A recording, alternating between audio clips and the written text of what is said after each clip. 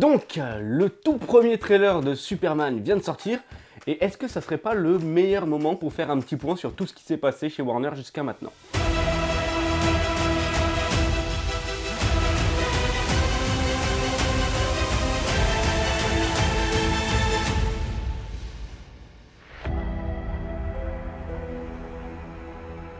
Déjà pour poser les bases, j'aime plutôt bien les films de super-héros en général et je suis très largement team DC Comics. Et là je viens de perdre la moitié des 50 personnes qui regardaient cette vidéo. Et c'est pas grave, j'assume. Non mais plus sérieusement, j'aime bien les films Marvel aussi. Et même contrairement à un de mes réalisateurs préférés, je considère que c'est du cinéma. C'est même le cinéma le plus populaire de ces dernières années. Alors attention, je considère pas non plus que c'est du grand cinéma. Les trois quarts de leurs films sont juste des repompes honteuses de ce qu'ils ont fait précédemment, sans aucune ambition, sans aucun scénario et sans aucun talent. Mais bon, ça laisse toujours un quart de film grand spectacle, généreux, intriguant. Je pense à des Avengers Infinity War par exemple, pour moi c'était très réussi. Tout ça pour vous dire que je préfère quand même l'approche qu'a eu DC avec The Batman ou avec Joker, et que je suis même plutôt très bon client de ce que faisait Snyder. Donc quand ils ont annoncé que le Snyderverse était mort et que c'était un ancien de chez Marvel qui allait reboot tout l'univers, j'étais super content, parce que le gars en question, c'est James Gunn, un des mecs qui a fait les Marvel que je préfère finalement. Et puis on va pas se mentir, vu la gueule de Flash, Aquaman 2, Shazam 2 ou encore Black Adam, il était clairement temps de faire un grand ménage chez DC. Même si ça veut dire abandonner le Superman d'Henry Cavill et le Batman de Ben Affleck. Oui, parce que Cavill en Superman, il faut abandonner les gars. Il y en a beaucoup qui se battent pour qu'il revienne et qui critiquent David Corenswet parce que c'est le nouveau Superman, mais le mec a 42 ans et c'est devenu une méga star. C'est pas vraiment génial pour lancer un univers sur 20 ans. Et en plus, il est temps pour moi de perdre l'autre moitié de mon audience et de me retrouver seul avec moi-même dans cette vidéo introspective. Henry Cavill en Superman, c'était pas si fou. Et je me permets de dire ça parce que, attention, troisième unpopular opinion en 2 minutes, vraiment une vidéo qui va me rapporter beaucoup d'abonnés celle-ci. Mais Superman, c'est mon super-héros préféré, comme en témoigne cette image tirée d'une ancienne vidéo. Oui.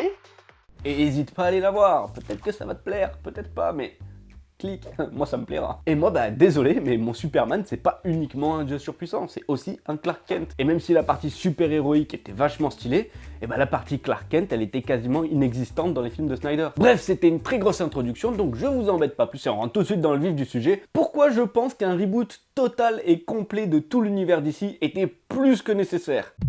Un univers chaotique. Pour comprendre où on arrive, il faut comprendre d'où on part. Donc pour expliquer ce que James Gunn est, à mon avis, en train d'essayer de faire avec son DCU, il faut évidemment qu'on parle de ce qui a été fait avant. Le Snyderverse donc. Et désolé à tous les fanzous, mais cet univers, même s'il était très intéressant sur plein d'aspects, il était aussi très loin d'être parfait. C'était quoi ce bruit? Je crois qu'on vient d'arriver dans un champ de mine. Déjà, je l'ai dit il y a quelques vidéos et je le répète, Warner et DC sont des gros débiles. C'est simple, ils ont fait à peu près tous les mauvais choix possibles. Pourquoi, vous me demanderez? Pourquoi pas, hein? T'as la réponse, toi? Cette phrase n'avait aucun sens. Non mais plus sérieusement, dès le début, Warner a fait du forcing parce qu'il voulait absolument rattraper Marvel. Du coup, ça a obligé Snyder à rusher l'introduction de ses personnages. Tu vois pas ce que je veux dire? Ok, regarde comment a été construit le MCU. Un film solo Iron Man, on développe le personnage parce qu'il est le pilier de l'univers, donc on lui fait un deuxième film, puis on développe ce même univers avec un film centré sur chacun des personnages fondateurs, pour enfin les faire se réunir dans Avengers. L'affrontement entre les personnages principaux, finalement, il arrive qu'à partir du 13e film. 8 ans après la création de l'univers. Un schéma efficace, logique, qui permet d'introduire tous les personnages dans leur propre film, de développer leur caractère avant de les faire se réunir dans un film où on ne pourra pas forcément les développer, parce que par définition c'est un film de réunion. Alors même s'il y a Hulk qui est un petit peu la coquille de l'univers Marvel au tout début, finalement ça reste un univers assez logique et bien construit, dès les fondations. Maintenant, si on avait appliqué ce même processus à l'univers DC avec les personnages piliers de la Justice League, ça aurait donné un film Man of Steel, un film Wonder Woman, un film Batman, puis le film Réunion. Est-ce que vous pensez que c'est ce qu'ils ont fait? Mais non, malheureux! Eux, ça a plutôt donné un film Superman, boum, film affrontement direct, et vu qu'on n'a pas le temps, on va même en profiter pour introduire tous les personnages principaux. Et vu qu'il n'y a plus aucune cohérence, après ça, on sort un film sur une équipe B, et on revient avec un film solo sur Wonder Woman. Bon, d'accord, je le présente volontairement mal et j'en rajoute, mais le but derrière tout ça, c'est de vous faire comprendre à quel point, dès le début, c'était le bordel, quoi. Enfin, je sais pas, mais c'est un peu comme commencer une relation avec un divorce. On nous introduit des personnages iconiques comme Flash, Aquaman et Cyborg à travers un fichier zip de 2 minutes. C'est ridicule. En vrai, je pense que tu demandes à n'importe qui de créer un univers DC Comics, il va commencer par un film Superman, un film Wonder Woman et un film Batman. Mais là, est-ce que vous vous rendez compte qu'en 10 ans d'existence du DCU, on n'a pas eu un seul film Batman et pas un seul Green Lantern? Par contre, on a eu 2 Suicide Squad, 2 Shazam et 1 Black Adam. Cherche la logique. Ah non, mais je vous l'ai dit, toutes les pires décisions sont prises dès le début. Mais le pire dans tout ça, c'est le manque d'identité. À la base, tout commence avec Snyder qui te crée un univers sombre, intense, plein de symbolique, avec un Superman presque critique et des héros ultra iconisés. Mais dès son second film, Batman v Superman, la Warner est pas contente du box-office. Alors que c'est pas du tout un échec, le film rapporte 870 millions de dollars. Mais ces trous de balles commencent à paniquer et du coup, ils décident de totalement charcuter la Suicide Squad. Mais comment te dire que Warner de base, c'est déjà des sacrés bouchers, et là, ils ont vraiment pété tous les scores. À la base, le film est censé être plutôt sombre. Mais vu qu'en face, Marvel vient de sortir Les Gardiens de la Galaxie et que ça marche pas trop mal pour eux, la Warner a décidé de tout simplement défigurer le film de David Ayer pour coller un petit peu et surfer sur la vague. Par exemple, si je vous mets un extrait de la toute première bande-annonce de Suicide Squad. Maintenant, je vous mets la deuxième bande-annonce. Pas pareil, ce qui est un move totalement con d'ailleurs, parce que Les Gardiens de la Galaxie a moins bien marché que Batman v Superman au cinéma. Alors oui, d'accord, c'est Batman et Superman, ça aurait dû exploser tous les scores, mais c'est que le deuxième film d'un univers étendu, là où les gardiens arrivent dans un univers déjà bien installé. Donc, si, on peut comparer quand même. Du coup, je te résume à quel point ça n'a aucun sens. Warner fait un film. Le film marche plutôt bien, il fait 870 millions au box-office. Mais ils se disent que c'est pas assez. Du coup, ils vont aller voir la concurrence et ils copient sur un film du voisin qui a fait 770 millions au box-office. 60 millions de moins. C'est des génies. C'est des génies. Le Snyderverse, c'était pas si bien. Je crois qu'on arrive au moment où je vais flinguer ma chaîne avant même qu'elle ait commencé. Mais avant de tirer à balles réelles, je précise quand même que j'ai bien aimé ces films. Et que d'ailleurs certains d'entre eux feraient partie de mon top de films de super-héros préférés.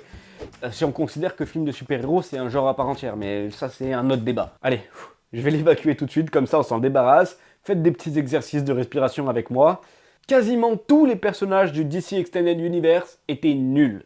Et Superman compris. Allez, je vous laisse 30 secondes pour vous en remettre. Je sais que c'était brutal, mais avant que tu lâches ton plus gros dislike, que tu te désabonnes et que t'insultes toutes mes morts, laisse-moi t'expliquer pourquoi je dis ça. Snyder a créé des icônes, des héros charismatiques, on est d'accord. Il leur a donné une imagerie iconique, c'est vrai.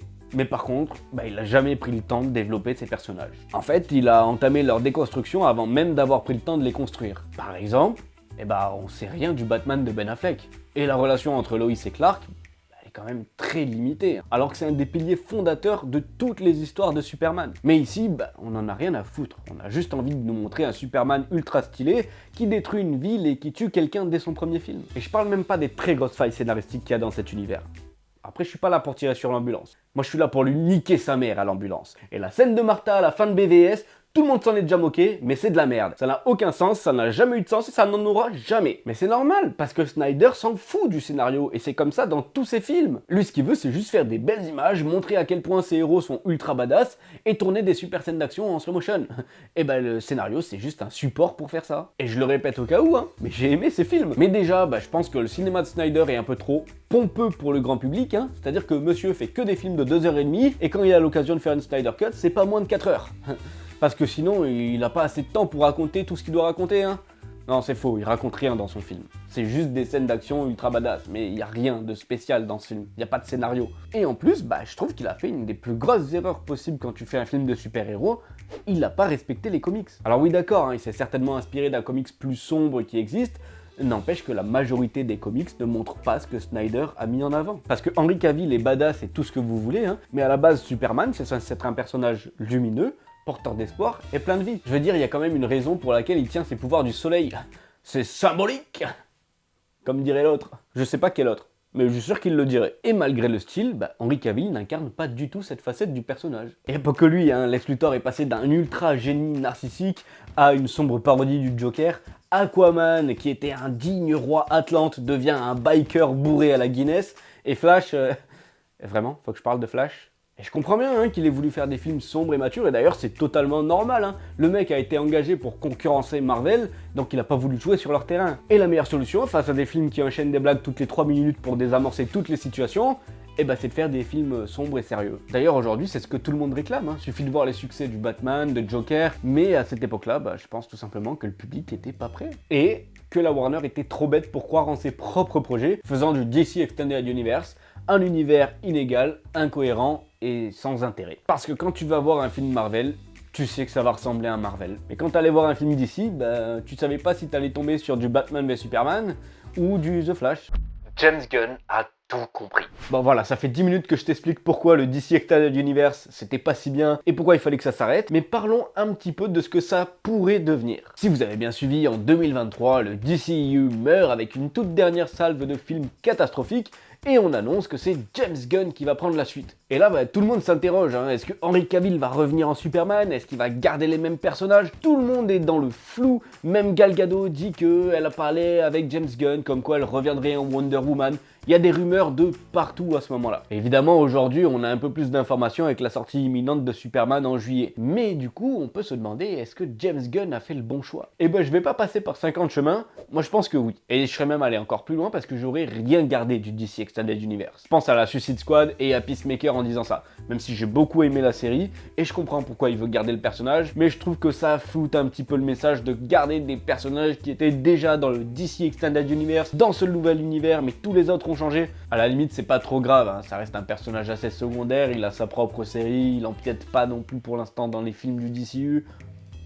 On s'en fout un peu. Le vrai renouveau pour DC finalement, ça va être ce Superman qui sort en juillet. C'est lui qui va donner le ton de tout l'univers qu'ils essaient de créer derrière et de tous les films qui vont sortir. Et honnêtement, après le teaser, le premier trailer et le sneak peek qu'on a pu voir, je suis plutôt rassuré. Il y a aussi le fait que ce soit James Gunn à la barre qui me rassure un petit peu, hein, parce que le mec est pas parfait, d'accord, hein, mais sur ces dernières années, il a fait que des sans fautes. Entre les 3 Gardiens de la Galaxie et le Suicide Squad qu'il nous a pondu et la série Peacemaker, franchement, il n'a pas vraiment fait de pas de travers. Donc d'avoir quelqu'un avec ce talent qui a l'air d'avoir totalement compris ce que les gens attendaient de lui et qui a envie d'apporter quelque chose à cet univers, moi personnellement je suis plutôt preneur. Hein. Déjà on a l'air d'avoir une relation plutôt bien développée entre Clark et Lois. Hein. Je veux dire, entre 3 minutes que dure le trailer, je trouve qu'ils ont déjà plus d'alchimie que dans tous les films du DCEU. En plus, c'est con à dire, mais Clark Kent existe dans cet univers.